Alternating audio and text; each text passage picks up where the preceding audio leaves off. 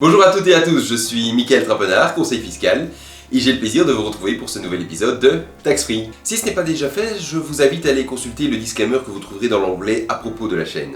Le sujet de la vidéo d'aujourd'hui va porter sur le lancement d'une activité professionnelle et sur la question de savoir s'il faut la lancer en personne physique ou en société.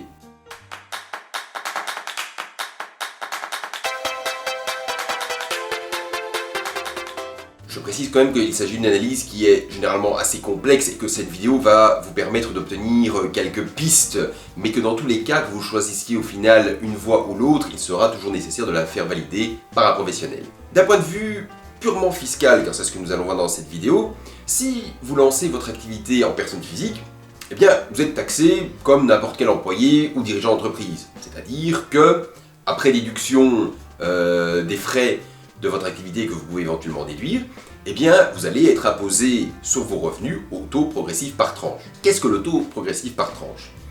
Eh bien, donc c'est un taux d'imposition qui va s'appliquer sur vos revenus et qui va augmenter au fur et à mesure que vos revenus augmentent. Ça commence à 25%, et puis, quand on arrive aux alentours des 40 000 €, on arrive au taux maximum qui est de 50%. Deux points importants, donc ces 50%, à cela il faut normalement rajouter l'impôt communal. Donc, ce qui fait que le taux effectif arrive généralement aux alentours des 52 voire 54%. Et l'autre point, c'est que je parle bien entendu d'un taux progressif. Donc, c'est-à-dire que sur 40 000 €, vous ne payez pas 20 000 € d'impôt, vu qu'au départ, le taux n'est que de 25%. Donc, sur 40 000 €, vous allez payer, on va dire, quelque chose entre 10 000 et 15 000 € suivant le cas. Si vous choisissez d'exercer votre activité par l'intermédiaire d'une société, eh bien, dans ce cas-là, les bénéfices que vous allez produire par l'intermédiaire de votre société vont donc se retrouver à l'intérieur, et ensuite, vous devrez éventuellement vous attribuer une rémunération. Si vous décidez de vous attribuer l'intégralité de cette rémunération, de ces bénéfices sous la forme d'une rémunération, eh bien, dans ce cas-là, la société ne va pas avoir grand intérêt. C'est-à-dire que les bénéfices vont entrer, vont être déduits dans la société, vu que sous la forme de cette rémunération qui vous est attribuée. Et puis, cette rémunération va être taxée dans votre chef exactement de la même manière que nous l'avons expliqué juste avant, donc avec le taux progressif par tranche. Dans ce cas-là, la société n'a effectivement aucun intérêt. Là où la société, au contraire, va commencer à devenir intéressante, c'est à partir du moment où on va décider d'essayer de sortir ces bénéfices sous d'autres formes. Il y a un certain nombre de formes qu'il est possible d'envisager, mais la principale est la sortie de ces bénéfices sous forme de dividendes. Encore faut-il bien sûr les sortir de manière correcte. Donc, lorsque un bénéfice est dans une société et il reste, il y a d'abord l'impôt des sociétés qui s'applique de 25%, et ensuite, dans un deuxième temps, sur les 75% de bénéfices restants, il y a encore 30% de précompte mobilier qui s'applique sur ces dividendes pour vous les attribuer. Prenons notre calculette. Nous avons donc un bénéfice de 100. Sur ce bénéfice va s'appliquer l'impôt des sociétés, qui est donc de 25%. Nous nous retrouvons donc, après application de l'impôt des sociétés, à un résultat net de 75. Sur ces 75, pour vous les attribuer en dividendes, il faut encore retirer le précompte mobilier. Et donc, ce précompte mobilier, qui, on l'a vu, est de 30%, nous retirons 30% de ces 75. Ce qui fait qu'il nous reste un bénéfice après ces impositions de 52,50.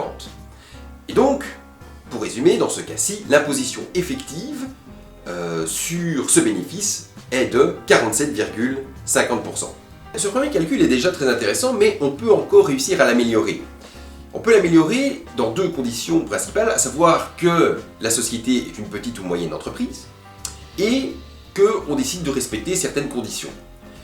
Dans ces cas-là, au niveau de l'impôt des sociétés, donc sur les 100 000 premiers euros, on peut faire passer le taux de l'impôt des sociétés de 25 à 20%, ce qui est déjà une bonne nouvelle. Deuxième élément, le précompte mobilier de 30%. Eh bien, il est possible de le réduire à 15, voire même, dans certains cas très spécifiques, à 10%. Reprenons encore une fois notre calculette. Nous avons donc toujours notre bénéfice de 100 €. Sur ce bénéfice, nous allons donc maintenant retirer un impôt des sociétés seulement de 20%, ce qui fait que nous nous retrouvons avec un résultat net de 80. Et sur ces 81 €, nous allons maintenant retirer non pas un précompte de 30%, mais uniquement de 15%. Ce qui fait que notre net en main à la fin sera de 68 €. Et donc, dans cette configuration, la position effective n'est plus que de 32%. Si nous revenons à l'hypothèse que nous avions évoquée en personne physique où nous étions à 54%, nous avons donc un gain de 22% sur cette opération. Dans ce cas, me diriez-vous, mais pourquoi hésiter? Lorsqu'on utilise une société et donc le mécanisme que l'on vient de parler, il faut bien se rendre compte que nous avons évoqué donc cette différence entre les 54% et les 32% dans la mesure où vous gagnez suffisamment pour être imposé à ce taux de 54%. Or, nous avons vu que cette imposition suit un taux progressif, partant de 25%.